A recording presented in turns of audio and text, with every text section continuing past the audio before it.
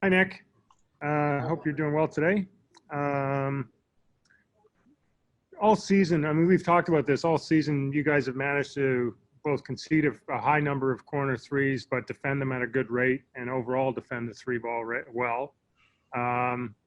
Small sample size, but Boston definitely had a lot of success in the corners in game one. Is that scheme or effort, like, how do you analyze that? Obviously, it was a concern, Michael. I think that as with every other aspect of the game that you want to pick, from running to screening to passing to catching to dribbling to defending the corner three to rim protection, we weren't very sharp. We weren't into it. We got to do it better. We got to defend the corner three better. We got to challenge shots better.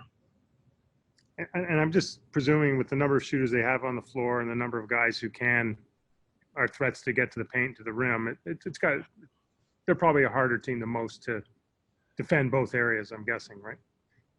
Well, as you know, they're very talented. They got a lot of guys that can take it off the bounce. They got a lot of size at the wing. They got a lot of guys that can shoot. Their bigs are good screeners and hard rollers. Yeah, so they are a very good team, and very good teams are hard to defend. That's for sure. Thank you, Nick. Good luck today. Thanks, Michael. Next question goes to Bruce Arthur from the Toronto Star. Nick, also hope you're doing well. One thing you said after game one is in the immediate aftermath, you didn't know how much of it was really an adjustments issue, how much of it was really anything involving kind of changing what you've gone in there with. After looking at it, looking at film, you just talked about all the things that didn't go well and how the team wasn't sharp. Were there also adjustments that you looked at that you liked? Yeah, for sure, Bruce. There's always some schemes and adjustments we have to make both sides of the ball. That's for sure.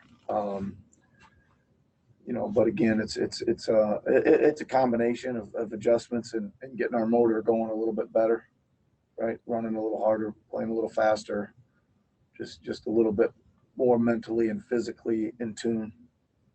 But yeah, there's adjustments to be made. You haven't had to re-rev these guys up, it feels like, this season, because there's been so few games where this team hasn't shown up kind of early or later, everything. What do you do to try to do that as a coach? Well, you got to point out that the effort wasn't playoff-like, right? Wasn't anything near where we wanted it to be. But in saying that, they usually are pretty self-policing. They understand it. They're not afraid of the truth, right? And then the ball goes up, they get their chance to try and rectify those issues. Hi, Nick. I was wondering, you talk about energy, and Chris Boucher offers a lot of that as well. The athleticism, offensive rebounding might help. I was wondering if you might explain some of the argument for or against him being maybe that eighth man in the rotation in one of these games.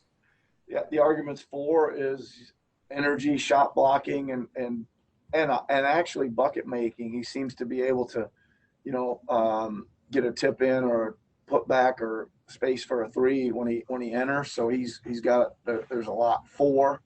The argument against is that they play small, and I've got two 5 men already that are very experienced.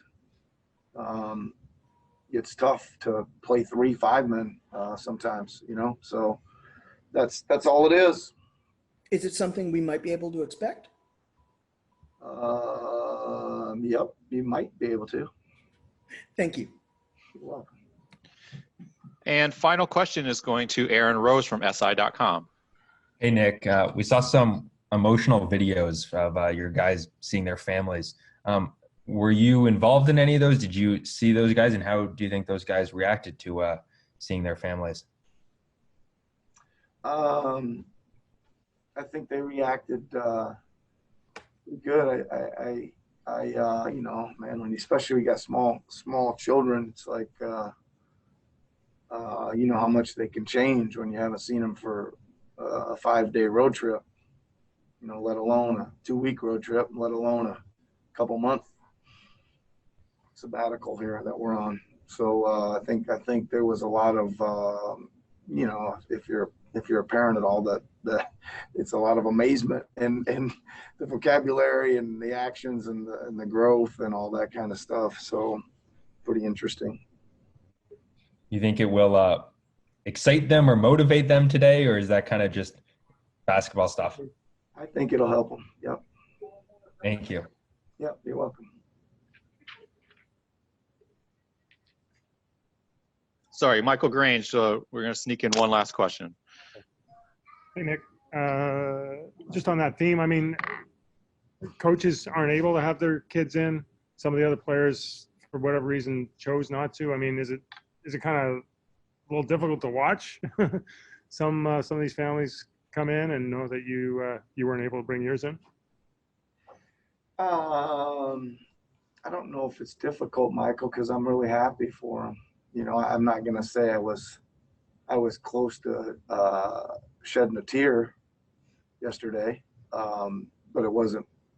It was more of being happy for them. I think I'm not. I think it's a great situation for them. That's really all I can kind of comment on. Yeah, no, that's what I thought you would say, but I mean, yeah, I'm sure you miss your kids too. That's all. Yeah, for sure. I'm not sure this is a great environment for them, but I'm happy that the guys got to see their kids if they brought them.